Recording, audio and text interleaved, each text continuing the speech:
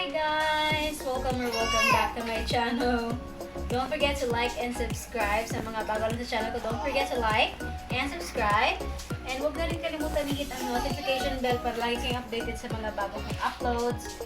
So for today's video, mag-unbox tayo ng playpen kasi bumili kami ng playpen ng aking partner sa Shopee. And dumating na siya ngayon, kaya let's open it and assemble it. Sobrang excited yung anak ko. I-video ko sana. Ayan, nag-umpisa na siya. Hindi pa ako nag-video. Sige guys, let's start. Wala nang patumpik-tumpik pa to. Diretso na.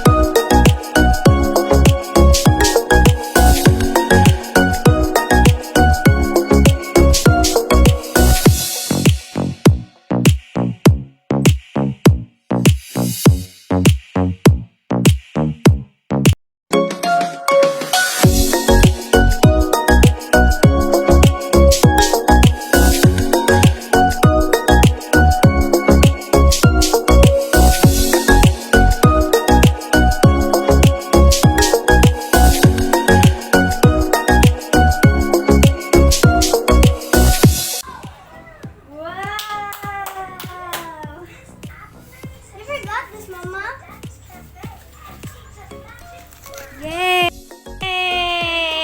Nanasiduan din na siya mapakong. Yay! Wow!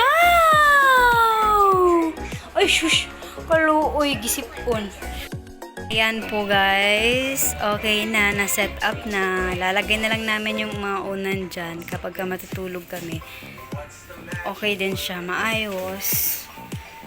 Makakakilos na rin ako kasi hindi talaga ako makakakilos kapag wala siyang ganito.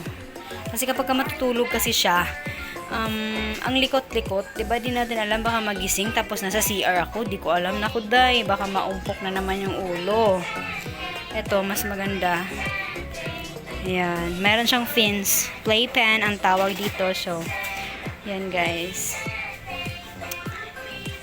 Yan, advisable talaga siya, maganda. And, diba, parang higaan na lang diretso tapos may ganyan. Hindi siya basta-basta makakapunta sa mga mga lugar na hindi mga delikado, hindi mantog yung ulo niya. Tsaka hindi siya makakakuha ng mga bagay na katulad dito. Maraming mga bagay na pwede niyang, alam mo naman kapag kabata, diretsong kain. Kada kita ng kahit anong bagay, kakainin. Diba? Yun lang guys. happy din yung kanyang ate kasi tinutulungan din ako ng ate niya mag-build nito. Super excited nga. Nauna pa sa akin mag-build eh. So guys, yun lang guys. Thank you for watching. See you in my next video. Ayan, naglalambing na silang dalawa. Kasi sleepy na yung anak ko. Thank you for watching guys. See you in my next video. Kayo rin guys, kung may anak kayo, mas advisable pagka ganito talaga. Ayan o, ganda. Diba? Ayan, sige papatulugin ko muna yung anak ko. Thank you for watching guys. See you in my next video. Bye-bye.